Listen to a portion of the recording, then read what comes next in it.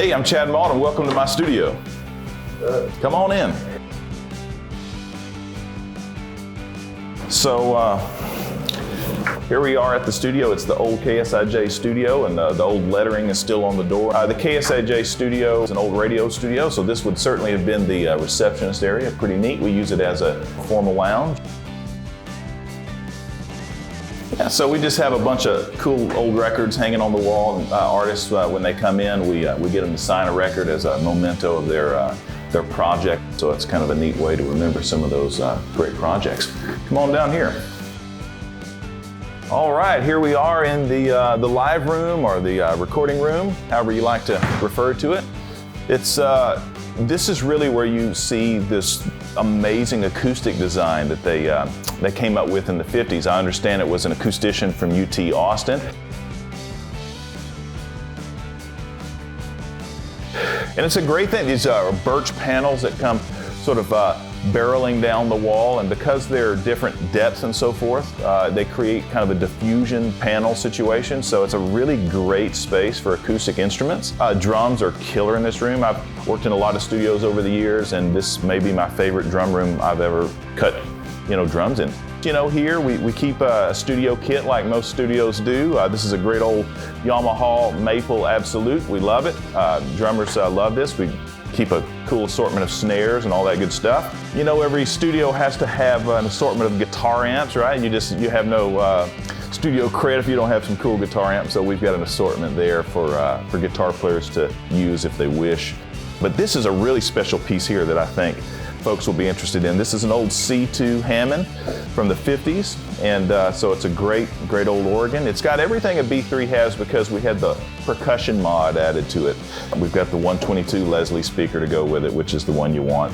It's amazing. People don't realize how used organ is on modern music. They don't really think about it. They don't really hear it so much, but it's still a very modern instrument to use on country records, rock records, you name it. Any legitimate studio has to have a gong, right? I mean, if you don't have a gong, then what are you doing?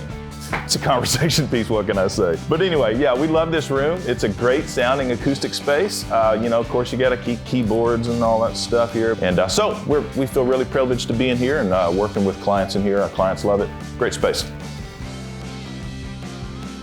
So this is the control room. This is sort of where you begin to see sort of the old meets the new, because we have a modern, let's say, technological workflow in this old historic space. And so the interesting thing is that when you say modern workflow in a recording situation, a lot of times you're still using old gear because old gear is still sort of the modern protocol. Like, for instance, we've got some old compressors over here. An LA2A, that's a 60s era tube compressor. Well, that's very old technology, but it's still something that people use every day because it sounds great, and so that's still part of a modern workflow. In our gear rack over here, we got a lot of cool pieces. We've got a pair of the Silverface 1176s. But one of the differences that makes it more uniquely modern is we use computers to record on. It's a crazy thing. And this looks very much like it would be a console, but it's really just sort of an interface, if you will, to the computer. Kind of a big fancy mouse with lots of faders on it. It's a nice little warm environment, a good vibey place for the clients to be as we're working on their projects.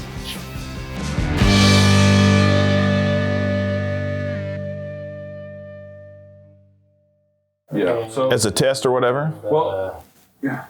I grew up in a musical family. My dad is a guitar player. He's a bluegrass guitar player, and so I grew up my whole life around all of that. So I have these really fond memories of going to sleep at night and hearing like a group of guys in the living room jamming. And my dad taught me guitar, taught me the open chords, and he would sort of put me in this room, when they were jamming, and I just had to learn how to play and hear changes, and just became really enamored with music and guitar playing. And so I was a guitar player playing in bands, and I think it was probably my junior or senior year in high school whenever I first really discovered what recording was. I'd had some really basic experience with it in the sense that I've heard this story from a lot of people, but I figured out along the way that I could have these two cassette players, that had record functions on them and like transfer takes back and forth. My first more legitimate, let's say, experience in the studio was my junior or senior year in high school, and my high school rock band went in to record with that environment, and I really caught the bug, so to speak, that technical bug, and started thinking to myself, this is really where I want to be. Just began to accumulate not just like I had before, guitars and Marshalls, but rather I started focusing on gear that was related to recording, and so I got like a keyboard sequencer and a 4-track cassette recorder and things like this, and a few mics, and started learning how to make demos, and just really enjoyed that. Probably in my young 20s, I met the girl who would become my wife and is still my wife to this day. Her older brother, was a recording engineer in Nashville, and so he was a great resource to me, because this was before, you could pull up YouTube and find a video for anything in the world that you wanted to find. And so he was a great resource for me. And I started a couple of smaller studios in my early 20s. And so I was still playing in bands at the time, and I was in a band that we went to Nashville and made an album. And that was a really great, also sort of a pivotal time, you might say, because I was really able to see record making at a level that was much more advanced than where I was. Sometime around my mid to late 20s, we moved somewhere around Fort Worth, close to Fort Worth, and I became chief engineer of a recording studio there. I really had no business doing that, but I learned a long time ago that when you get an opportunity, you always say yes, and you figure it out. So I really look back at that time, because I was there like 8 or 9 years, and we made a lot of records, and that's really where I learned how to do it. Just because I was able to get in there and just work with lots of people. And it was during that time that I really came to a place where I was really proud of the work that I was doing, where I knew that I was putting out stuff that people should hear, and I was proud of it. Eventually came back to East Texas, worked in a smaller studio in the East Texas area, and then spent some years working out of a big, nice studio south of Tyler.